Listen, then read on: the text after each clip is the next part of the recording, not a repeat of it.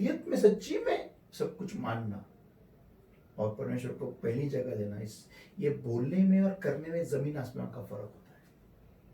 और जब मैं सिर्फ बोलता हूँ लेकिन करता नहीं हूँ, तब मैं परमेश्वर से बहुत दूर चला जाता हूँ। परमेश्वर मुझे त्यागता नहीं है, मैं खुद परमेश्वर को छोड़ता। लेकिन परमेश्वर की और एक फितरत है कि परमेश्वर मेरे पीछे भाग के नहीं आता है, अरे अरे अरे अरे अरे अरे नहीं। परमेश्वर उस बाप के समान है जो उसका जो उड़ाव पुत्र है जब चला गया वो उसकी राह में उधर ही बैठा रहा, कब मेरा पुत्र फिर से वापस लौट आएगा। ये बात समझना बहुत जरूरी है। जी हाँ, जब परमेश्वर से मैं दूर चला जाता हूं तो मुझे प्रॉफिट की जगह पे लॉस होगा ही, और ये मेरे लिए बहुत बड़ा चिन्ह है ये समझना कि मेरे साथ कुछ तो भी गड़बड़ी हो रही है। तो इसमें शायद आपने उनका जो दूसरा सवाल है उसका जवाब भी आपने दे दिया, जहाँ पे उन्होंने पूछा है कि अगर हमने परमेश्वर को छोड़ दिया है और उसके साथ जुड़े हुए नहीं है तो हम कैसे जानेंगे कि हमने छोड़ा है। फर्स्ट ऑफ ऑल उनके दुआ में परमेश्वर की उपस्थिति नहीं रहेगी, अभिषेक कम होते जाएगा। ओके, वचन पढ़ने के लिए रुचि नहीं रहेगी, वचन पढ़ेंगे भी तो बहुत नींद आएगी, कंटाल आएगा, उनको सिर दर्द होने लगेगा, एक्सपायर जो भी है। ओके, और उतना ही नहीं, लेकिन जो भी काम में हाथ डालेंगे उनको वहां पर अपयश आएगा। ये सबसे बड़ा पॉइंट है। सही है वो बात कि अनसक्सेस आने लगता है। ये कुछ चीजें हैं कि हमें चौकन्ना करनी चाहिए, हमें चौकन्ना करनी चाहिए कि तुम परमेश्वर से दूर चले गए हो। इन चीजों के द्वारा हम चौकन्ना होना जरूरी है, लेकिन अगर नहीं हुए तो बर्बादी ही बर्बादी है। तो इसी पर लेकर उनका अगला सवाल ये है कि हमने चलो कोई गलती हमने की है और पाप भी कर चुके हैं हम, और अभी परमेश्वर के साथ हम फिर से कैसे जुड़े और कैसे जुड़े ही रहे, और हमें कैसे समझ में आएगा कि परमेश्वर ने हमें माफ किया है। ओके, पहली बात तो कैसे जुड़े, ये बात के लिए हमें पहली बात तो हमें आके परमेश्वर के सामने सब कुछ सच सच कबूल करना है कि मैंने ये गुनाह किए है, परमेश्वर मैं तेरे से दूर चला गया, मैं दूर चला गया, तूने मुझे क्यों छोड़ा, ये नहीं, उलट टोन नहीं करायचं। मैं दूर चला गया, मैं गलत हूं, मैंने पाप किया है, मुझे माफ कर। जोर से चिल्लाओ परमेश्वर के सामने। याद है वो 10 कुष्ठ रोगी जिन्होंने यीशु मसीह को देखा और वो जोर से उन्होंने आवाज उठाई, लोगों की परवाह ना करते हुए, सब शर्म हया छोड़ के जोर से चिल्लाए। क्या जरूरी है, तुम्हारी शर्म, तुम्हारा इमेज, ये तुम्हारे लिए माफी। तो पहली बात तो आपकी कबूल करना कि जी हाँ परमेश्वर, मैं तेरे से दूर चला गया, मेरी गलती है, मुझे माफ कर। First point. सेकंड पॉइंट ये है कि जब मैं परमेश्वर के पास आऊं, ओके, तो अभी इसका मैं उदाहरण, देखो आप कीबोर्ड बजाते हो तो कोई कोई एक गाना आपको नहीं आता है, जब आने लगता है तो आप उधर ही बंद कर देते हो, क्या करते हो, सीखते रहता हूँ। कितने कितने कितने घंटे उस गाने को सीख, अगर आने लगा तो कितने देर तक बजाते रहोगे, जब तक मुझे पूरी तरह से नहीं आता था। करेक्ट। वैसा ही अगर टच हुआ ना तो बैठे रहो, फिर टच हुआ, हाँ हो गया, हमें नहीं, माफ किया, हाँ अभी चलो पिक्चर, हाँ चलो एंजॉय, चलो फ्रेंड, ये वो नहीं, जो दूरियां थी उसको कम करो और दुआ में जाओ और नजदीक जाओ, वो दूरियों को कम करो, वो दूरियों को कम करके नजदीक क्या बढ़ाओ। और टिके कैसे रहने का, जो पहले गलती की थी वापस नहीं करने का, सिंपल एज दैट, वचन में पढ़ते रहो, सिंपल एज दैट। मुझे एक बात बतानी है सब लोगों से जो सुन रहे हैं, वचन को जोर से पढ़ो, मन में मत पढ़ो, जोर से पढ़ो। जब आप जोर से कुछ भी चीज पढ़ते हो वो आपके अंतर्याम में जल्दी जाती है और आपका वहां पर जी स्ट्रांग हो जाता है। तो वचन को अगर आप जोर से पढ़ते हो तो अंदर ही अंदर बहुत बड़ा काम होने लगता है।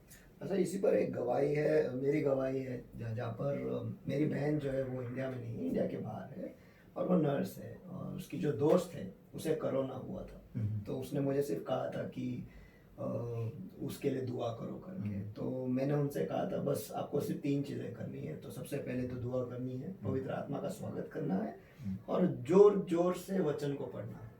Praise the Lord. 2 ही दिन में मेरी बहन खुद मुझे कहती कि वो रिकवर होगी। Praise the Lord. Hallelujah. परमेश्वर के वचन में सचमुच सामर्थ्य है, जोर से Amen. पढ़े तो सच में Amen. जैसे आपने कहा है Amen. बहुत फर्क गिरता है। बहुत फर्क गिरता है, बहुत। शैतान वही नहीं चाहता है, इसलिए वो आपको बार बार आलस देगा और बोलेगा कि तुम मन में पढ़। और अक्सर हम देखते हैं सभी जन मन में ही पढ़ते हैं। करेक्ट। मैं कुछ मेरी एक पर्सनल बात बताना चाहता हूँ। जब भी कभी कोई वचन में अगर मैं अड़ जाता हूँ तो मैं उसको जोर से पढ़ता हूँ और एक उसी वचन को बहुत बार पढ़ता हूँ जोर से, और फिर उसको ब्रेक ब्रेक करके पढ़ता हूँ। For example, now the serpent was more subtle, now ऐसे पढ़ता हूँ मैं। Now now now now okay, now the serpent was more subtle than any beast of the field, मुझे वो वचन को मेरे सामने लाने के लिए आसानी हो जाती है, समझने के लिए आसानी हो जाती है, और ब्रेक करने में सबसे बड़ी बात तो ब्रेक करने में। लोग पूछते हैं कि पास्टर आपको प्रकाशन ऐसे कैसे आ जाता है? क्योंकि मुझे वो आदत लग चुकी है उस वचन को तोड़ देना, सेग्रीगेट करना। ये आप जैसे कह रहे थे उसका मैं एक्चुअली चित्र देख रहा था, इमेजिनेशन है। और एक बात है पास्टर, इसी पर मुझे आप हम जो संदेश सुनते हैं कलीसिया में वो बोला जाता है, जोर से बोला जाता है, वो भी सुनना बहुत ही जरूरी है। वेरी इंपॉर्टेंट पॉइंट है, क्योंकि तब हमारे उस जी में इमेजिनेशन हो जाता है कि एग्जैक्टली क्या हो रहा है। सही है। और उसका इम्पैक्ट स्ट्रेट हमारे सोल पे पड़ता है, जो कि मरने के बाद बहुत जरूरी है। तो हम जो कहते हैं लोगों को कि कलीसिया को आओ, बैठो, सुनो, ध्यान लगाओ, ये बहुत वेरी महत्वपूर्ण है, बहुत इम्पोर्टेंट है, बहुत इम्पोर्टेंट है। तो जो सिस्टर का जो सवाल था कि कैसे टिके रहे, वचन को जोर से पढ़ते रहो और एक दिन भी चूको मत, एक दिन भी चूको मत। मैं तो हमेशा एक बात को एनकरेज करता सभी से कि सुबह सुबह जल्दी उठो और तुम्हारा टाइम परमेश्वर के सामने लगा। इस मैसेज में आगे आने वाले। ओके, अभी मैं आगे जाता हूं और यहाँ पर हम देखते हैं आदम की साइकोलॉजी। आदम की साइकोलॉजी बहुत सिंपल है। उसको बनाया गया था परमेश्वर के लिए, लेकिन वो जीने लगा हवा के लिए। खत्म हो गई उसकी साइकोलॉजी। ये तो शुरुआत ही खत्म हो गई। या बिकॉज हम देखते हैं कि आदम को बाद में परिवार को संभालने के लिए बहुत मेहनत करने का श्राप दे दिया गया।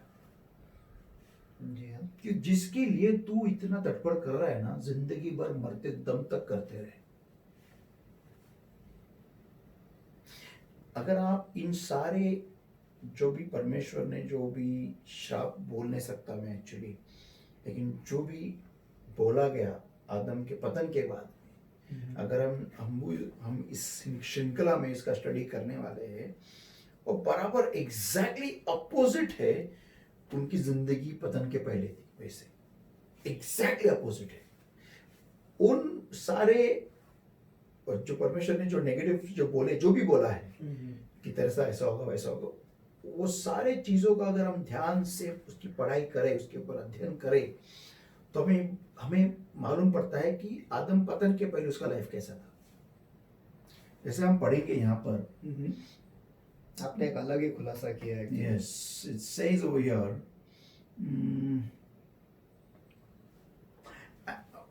verse 17, and unto Adam he said, because thou hast hearkened unto the voice of thy wife. बढ़िया। और आदम से उसने कहा, तूने जो अपनी पत्नी की बात सुनी है। इसमें बहुत बड़ा प्रकाशन है। इसका मतलब आदम को पत्नी की बात सुनने के लिए बनाया नहीं गया था। Hallelujah, hello hello hello everybody.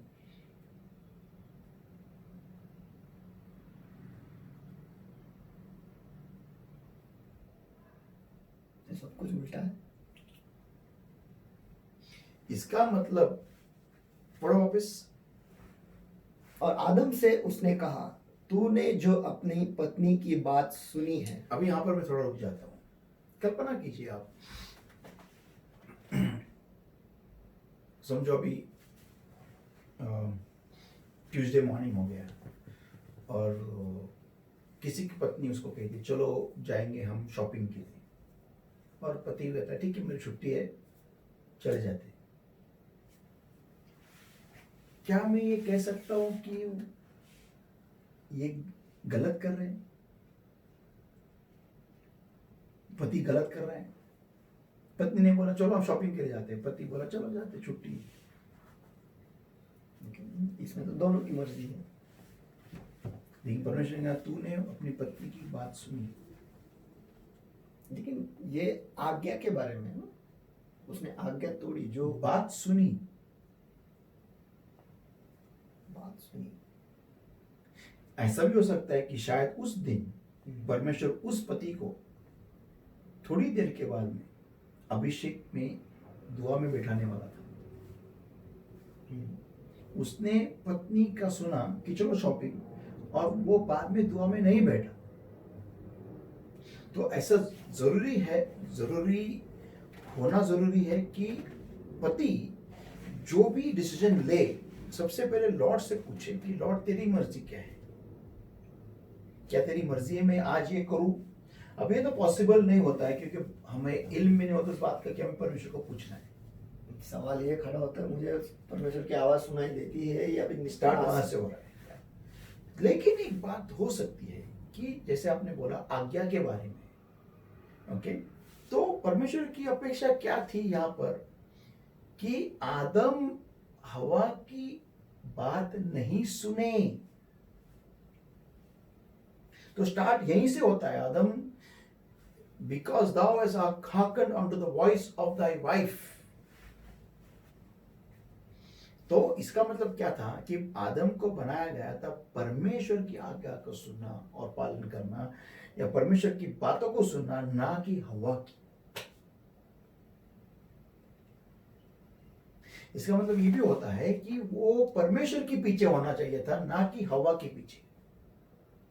हमें ये मैथमेटिक इक्वेशन बिगड़ता हुआ दिखता है। जी हाँ, पूरा गणित यहाँ पे उल्टा पुल्टा हो गया। तो साइकोलॉजिकल प्रॉब्लम ये था आदम का, वो हवा के पीछे क्यों होने लगा, उसने हवा की बात क्यों सुनी? क्योंकि उसको बनाया गया था उसके परमेश्वर की बात सुनने के लिए। क्या बोला मैंने? उसके परमेश्वर की बात सुनने के लिए। इसका मतलब उसने परमेश्वर बदल दिया। परमेश्वर कहता है मुझे छोड़ तुझे और कोई परमेश्वर नहीं होना चाहिए। करेक्ट। तो हवा आने से पहले ही आदम ने परमेश्वर को एक्सचेंज कर लिया था। मैं कभी भी हवा को आदम के पतन का कारण नहीं मानूंगा। Sister Eve is not the reason of Adam's falling. आदम खुद ही पहले ही पतन पा चुका था। हवा के कहीं बहुत समय पहले आने के पहले ही तो परमेश्वर से इतना दूर हो गया था क्योंकि वो खुद को अकेला महसूस होने लगा था। आज के तारीख में हम देखते हैं कौन सी शादी में पति पत्नी बहुत खुश है। देखो, हम लोग ये कहते हैं कि शादी परमेश्वर ने लगाई है। गलत है। शादी इंसान ने बनाई है, परमेश्वर ने सिर्फ एक मददगार बनाया है। सही है। लोगों का ये जो सोच है ना, ये पिक्चरों से आता है। और सैडली इनफ ये पास्टर लोग भी बोलते हैं कि marriage is that institution which God has made. You are wrong. God did not make marriage. God made a helpmeet. Adam made it a marriage. It says over here, यहाँ लिखा है chapter 2 में, and Adam called the woman and Adam said, "This is now the bone of my bone of flesh, and she shall be called woman, because she was taken out of man.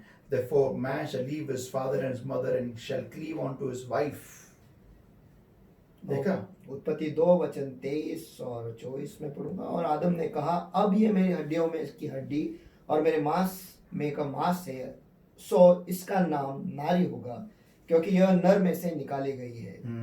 इस कारण पुरुष अपने माता पिता को छोड़कर अपने पत्नी से मिला रहेगा। ये आदम ने खुद बोला। क्या बोला उसने? अपने पत्नी से। परमेश्वर ने उसको बोला नहीं था कि तेरी पत्नी है। जिसने खुद डिसीजन ले लिया है। और क्या लिखा है? shall cleave unto his wife.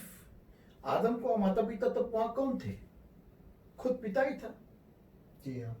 तो वो खुद उसने बोला है कि मैं मेरे पिता को छोड़ूंगा और मैं मेरी बीवी को जाके जोड़ूंगा, खुद को जोड़ूंगा। मैं उल्टा है था कि मेरी बीवी मेरे को जुड़ी रहेंगी।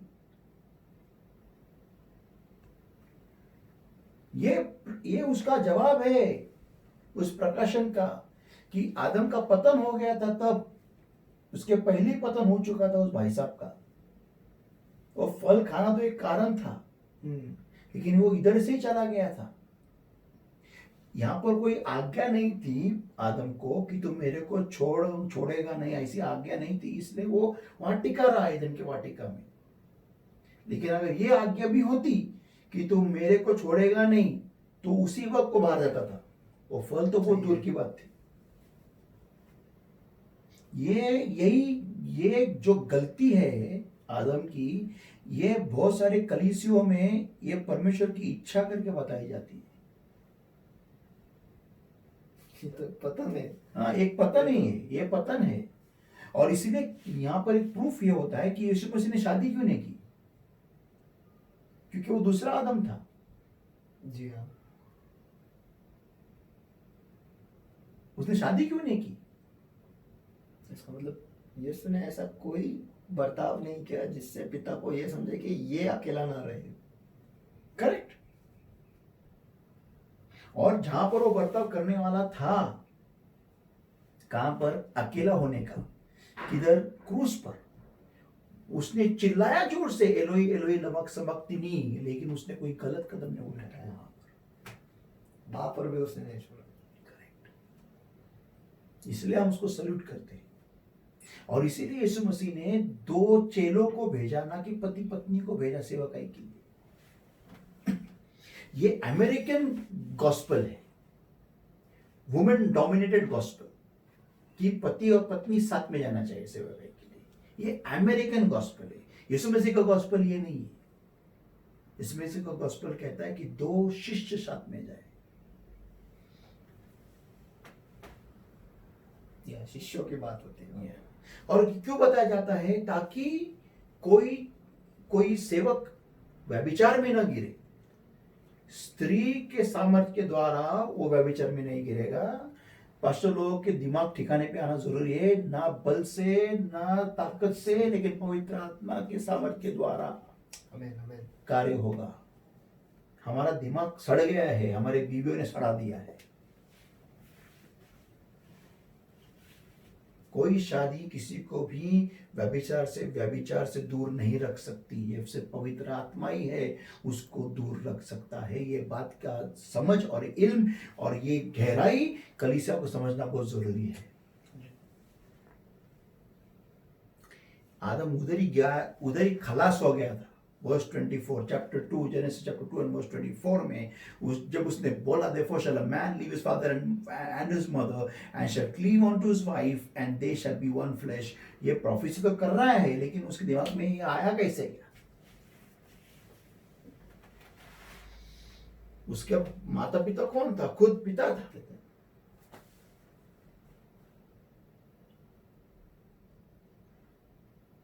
उल्टा होना चाहिए था, therefore shall a wife be joined unto her husband and both shall be cleaved unto the father and mother and both shall be one flesh। ये उल्टा, ये चाहिए था।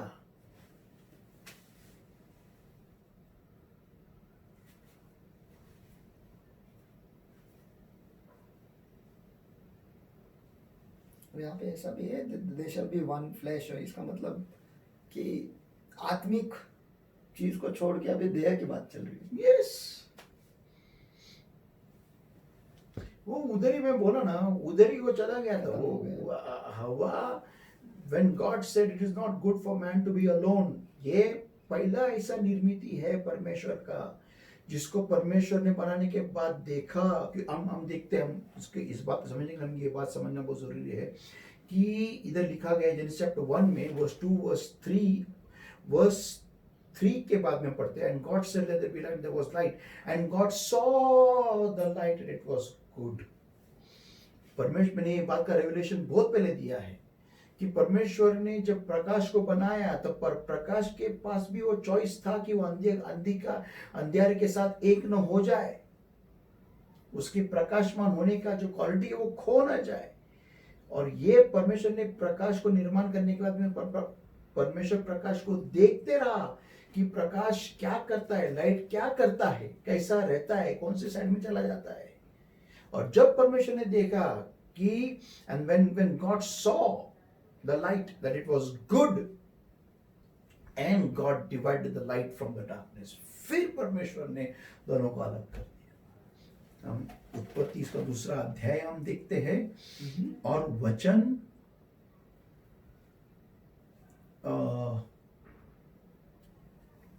आई थिंक इट इज वर्स 18 पढ़ो।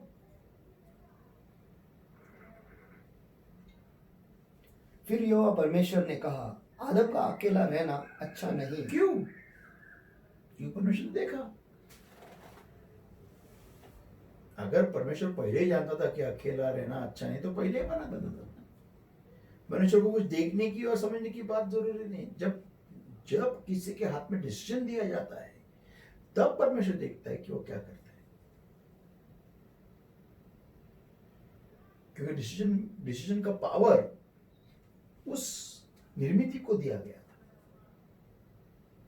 तो बेसिक प्रॉब्लम यहां पर शुरू हो गया कि उसका बर्ताव बिगड़ने लगा और इस बिगड़े हुए माहौल में उसको हवा मिली। तो साइकोलॉजी ऑफ एडम क्या है कि वो जो मिली उसके पीछे हो लिया। आज आप और मैं भी कोई अलग नहीं है। हमें मोबाइल मिला, शुरू हो गए उसके पीछे, लैपटॉप मिला, शुरू हो गए उसके पीछे, कार मिली, शुरू हो गए पीछे, मोटरसाइकिल मिली, शुरू हो गए पीछे उसके, कुछ भी मिला उसके पीछे शुरू हो जाते हैं। प्रेयर छोड़ देते हैं, बाइबल रीडिंग छोड़ देते हैं, प्रेयर का टाइम छोड़ देते हैं, सब कुछ छोड़ देते हैं कुछ दिनों के लिए। जब तक कोई सैलाब नहीं आता, तूफान नहीं आता, जब तक कोई हिवी पुरूसी जब्बूसी आके खड़ा होने आता, शैतान सामने कोई गलैत नहीं खड़ा हो जाता, तब तक हम उसके पीछे भागते रहते, उस निर्मिति के पीछे, एक देव बन जाते उस चीज के पीछे। बस इसी पर एक भाई का सवाल जो है वो याद आता है मुझे, और वो भाई ने कहा उनका नाम नहीं बताना है कि जब परमेश्वर जानता था कि इंसान गिरेगा ही, ऐसा कुछ होगा कि वो फल लेकर खाएगा, तो परमेश्वर ने उस वाटिका में वो 2 पेड़ क्यों, जीवन का वृक्ष और अच्छा और बुरे जानने का जो ज्ञान का जो वृक्ष है, ये क्यों लगाया? मैंने इससे भी बड़ा सवाल परमेश्वर से पूछा है, और ये सवाल ऐसा है कि कितना अच्छा होता परमेश्वर अगर तू इंसान को स्वर्ग में ही बनाता। हम सबको एक एक को स्वर्ग में बना, तू सबको स्वर्ग दिखा, सबको तू स्वर्ग दिखा। देख, अगर तू नीचे जाने के बाद यीशु मसीह को अपनाएगा, तू इधर आएगा, पसंद है तो कोई जगह, हाँ अब मैं तेरे को और एक जगह दिखाता, चल नरक में। उसका नरक में निकल, वहां चटके देता था 10-12, ओके, सब चटके, शैतान बीतान सब दिखाता था। अब ये देख, ये शैतान, आगे का स्टोरी में समझ गया। हाँ, ओके, और फिर उसको पैदा करता माँ की कोख में, और फिर जैसा वो पैदा हो गया, जैसा वो थोड़ा समझ में आया, उसको सब बातें याद परमेश्वर दिलाता, याद कर वो शैतान और स्वर्ग, याद कर। हाँ, अभी बोल कौन चाहिए? मैं तो बोलता हूँ कुछ जरूरत नहीं थी, सब लोग यीशु मसीह को सुनते मानते थे और सब स्वर्ग में होते थे। मैंने सब यीशु को, मैंने परमेश्वर से पूछा ये बात, ऐसा क्यों नहीं किया? कितना आसान है। छोड़ यीशु मसीह को, तू यीशु मसीह को आके मरने की भी जरूरत नहीं होती। कभी नहीं सब होती। लोग इज्जत वाली में रहते थे, सब लोग एकदम इज्जत वाली में, टेंशन ही नहीं, सब लोग सीधा, क्योंकि नरक देख के आए ना, बराबर। सब बातों का इल्म है, सब जानते हैं शैतान कैसा है, क्या है, ये वो है। कौन जाएगा, कौन जाएगा? दुनिया अलग ही होती है। या लेकिन परमेश्वर ने मुझे बोला, तब उसको प्यार नहीं कहते, उसको डर कहते। परमेश्वर प्यार का भूखा है, और परमेश्वर ने वो पेड़ को वहां क्यों लगाया, क्यों वो चॉइस दिया? क्योंकि परमेश्वर, पहली बात तो इंसान को उसके प्रतिरूप में बनाया है। परमेश्वर को ये अधिकार है, परमेश्वर को पावर है चूज करने का, वही पावर इंसान को भी दिया परमेश्वर, चॉइस का पावर। और परमेश्वर इंसानों के चॉइस के साथ खिलवाड़ नहीं करता, कभी नहीं करता। आप देखते निर्गमन की किताब में, जब खुद मूसा को परमेश्वर बता रहा था कि तू मिस्र देश चला जा, उसको बात कर रहा है लेकिन उसकी इच्छा को टच नहीं कर रहा है। क्यों? क्योंकि ये पावर उसको दिया गया है, इंसान को ये पावर दिया गया है। और यहीं पर प्यार की बात आती है। अगर परमेश्वर से वो प्यार करता है तो वो आज्ञा का पालन करेगा, अगर परमेश्वर से प्यार करता है तो वो पेड़ को नहीं खाएगा, अगर परमेश्वर से प्यार करता है तो परमेश्वर के राहों पे चलेगा। यही परमेश्वर प्यार का भूखा है, इसलिए वो प्यार के नजरों से वो देखता है कि कौन उससे प्यार करता है। इस जो प्यार करता है, बाइबल में प्रभु यीशु मसीह ने कहा है, अगर तुम मुझसे प्यार करते हो तो मेरे आज्ञाओं का पालन करोगे, सिंपल एज दैट। इसीलिए वो चॉइस दिया गया है, क्योंकि वो प्यार का भूखा है। स्वर्गदूत तो ऐसे ही करते हैं, लेकिन वो प्यार नहीं करते परमेश्वर से, उन्हें करना पड़ता है। करना पड़ता है, और हमें चॉइस है। इसलिए वो पेड़ था, इसलिए सब कुछ था। चॉइस कि मैं आज 3 घंटा दुआ करूंगा, ये हमारी चॉइस होती है, कि नहीं करूंगा, ये मेरी चॉइस है। लेकिन परमेश्वर ये देखता है कि कौन करता है, कौन मेरे से प्यार करता है। वो प्यार का भूखा है। ओके, तो हमने अभी देखा psychology of Satan, okay, psychology of Eve and psychology of Adam. अभी मैं थोड़ा शैतान के बारे में बात करना चाहता हूँ। बेसिकली शैतान क्या चाहता है कि जो भी आज्ञाओं में चलने वाले बच्चे हैं, उनको ऐसी कुछ फूस लगाए कि वो परमेश्वर से भी खुद को सियाना समझे। हम यहां देखते हैं अध्याय 3 में, और हम पढ़ेंगे verse 5 onwards. For God doth know, देखो क्या बोलता है वो, for God doth know that in the day ye eat thereof, then your eyes shall be opened, and ye shall be as gods, knowing good and evil.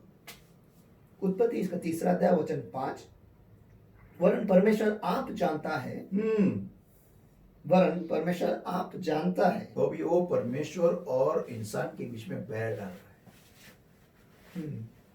क्या जानता है परमेश्वर?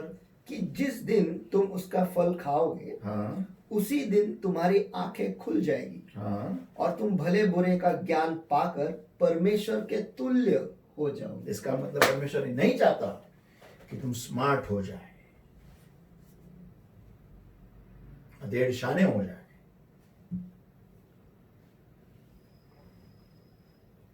तुम अलर्ट हो जाए। वो ये बोल रहे हैं ना, एक्चुअली कहने का मतलब उसका ये। फिर आगे हम देखते, and when the woman saw, and when the woman saw, so जब स्त्री ने देखा that the tree was good for food, इसका मतलब तब तक उसने नहीं देखा तो वो tree was good for food, कि उस वृक्ष का फल खाने में अच्छा है। इसका मतलब जब तक शैतान ने वो बातें उससे नहीं की, कौन से वर्स 5 में, तब तक स्त्री को वो पेड़ खाने के लिए, उसका फल खाने के लिए अच्छा नहीं लग रहा था।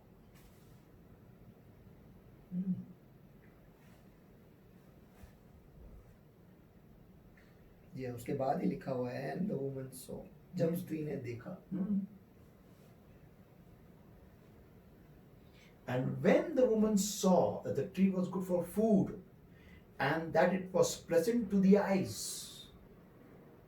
और देखने में मन भाव, इसका मतलब उसके पहले उनको ये सब नहीं फील हो रहा था. और फिर and a tree to be desired to make one wise, smart kids. और बुद्धि देने के लिए चाहने योग्य भी है. तो शैतान ने जब उनके बीच में और परमेश्वर के बीच में बैर डाला, क्या बोला मैंने? बैर डाला, तब उसको ये सब चीजें होने लगी. उसके तब तक उनके बीच में और परमेश्वर के बीच में बैर नहीं था. तब उसको ट्री में प्रॉब्लम लग रहा था, तब वो ट्री की तरफ इतनी आकर्षित नहीं थी जितना वो पहले थी, जितना उसके बाद में हो गई. इसका मतलब जब मैं परमेश्वर को छोड़ किसी और से कम्युनिकेशन शुरू कर देता हूं, तब 100% चांस होता है मैं परमेश्वर के खिलाफ में गुनाह करूंगा. इसलिए इंटरनेट पे जब हम बाइबल स्टडी करते, किसी और से सुनते हैं, ये बात हमें सोचना और समझना बहुत जरूरी है कि हम किससे बाइबल स्टडी ले रहे हैं, किसके साथ हम बात कर रहे हैं. परमेश्वर के, भले वो परमेश्वर के बारे में हो, परमेश्वर की आज्ञाओं के बारे में हो, लेकिन हमें ये बात समझना सामने वाला बंदा कौन है. या फिर इंटरनेट भी नहीं हो, लेकिन अगर परमेश्वर के, अगर मैं इस भाई को देखता भी हूं और मैं जानता हूं कि ये बंदा कौन है, लेकिन अगर वो मेरे मन में परमेश्वर की आज्ञाओं के बारे में, परमेश्वर के वचन के बारे में डाउट्स क्रिएट कर रहा हो, तो मुझे उनसे एक अंतर तुरंत क्रिएट करना, तुरंत अंतर करना, उसको मेरे जिंदगी में से बाहर फेंक देना बहुत जरूरी है. नहीं तो मैं एदन के, परमेश्वर के तारन के एदन के वाटिका से बाहर फेंका जाऊंगा. ये खतरा मंडराता है मेरी जिंदगी के ऊपर.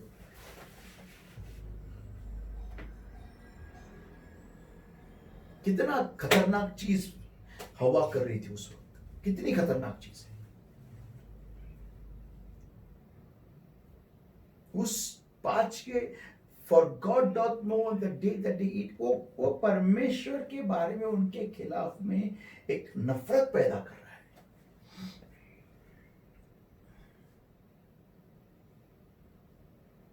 क्योंकि परमेश्वर तेरी भलाई नहीं चाहता है. परमेश्वर नहीं चाहता कि तू सयानी हो, तू सियानी हो, तू होशियार बन जाए, तू अच्छा हो, तेरा ये हो, इमका हो, डिमका हो. और इसलिए वो हारे सच्ची में फल कितना अच्छा है. अरे कितना अच्छा फल खाने, क्या प्रॉब्लम है? नहीं खाया तो क्या होता है? खाया तो क्या होता है? खाने में क्या प्रॉब्लम है? खा लेती हूँ, खा लिया.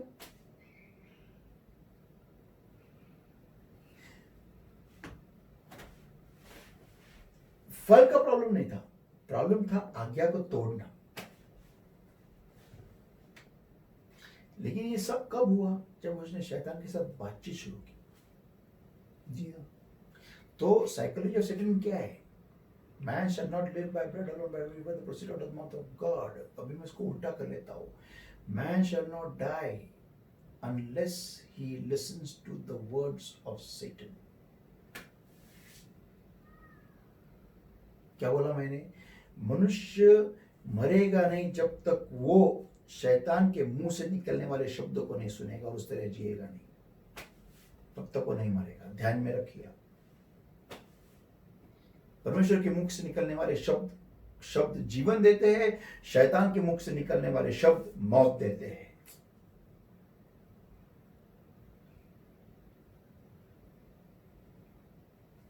क्या बात कही है वास्तव. और स्मार्ट लोग ये गलती कर देते हैं क्योंकि उनको ऐसा लगता है कि वो परमेश्वर से बेहतर जानते हैं. इसे मैंने टॉपिक को कहा है स्मार्ट किड्स. आगे और बहुत कुछ है, बहुत है इसमें. ये स्टडी शायद अगले संडे से मैं शायद यही मैसेज में लूंगा. क्या बात है. आज की दावत तो हमें पसंद है. अगले इतवार का दावत क्या होगा हमारे लिए. और ये एक्चुअली प्रीचिंग, मेरे ऐसा दिल में ऐसा फीलिंग है कि जो भी टॉपिक प्रीचिंग में चल रहा है उसका ही बाइबल स्टडी लिया जाए, ताकि उसको और गहराई फोड़ के उसको और डेप्थ में, स्पिरिचुअली और डेप्थ में दिया जाए, ताकि लोगों में वो स्पिरिचुअल में भी बढ़े और फिजिकल में भी बढ़े. हाँ, ऐसा भी बहुत होता है पास्टर कि जब आप संदेश देते हो लोगों के प्रश्न भी सवाल होते हैं उसमें कि ये ऐसा क्यों, हम्म। तो शायद उस वजह से उनके उन सवालों को जवाब उन्हें मिल जाए। करेक्ट या हो सो सकता है। शायद मैं यही टॉपिक स्मार्ट किड्स मैं अगले संडे से लूँगा, शायद से, अगर लॉर्ड की मर्जी हो तो। लेकिन यहाँ पर हम देखते हैं कि मौत उनके जिंदगी में तभी आई जब उन्होंने शैतान के साथ बातचीत शुरू की। तो ये बहुत जरूरी बनता है आज के तारीख में हम किसके मुंह के द्वारा सुन रहे हैं। तो यही आज का मेरा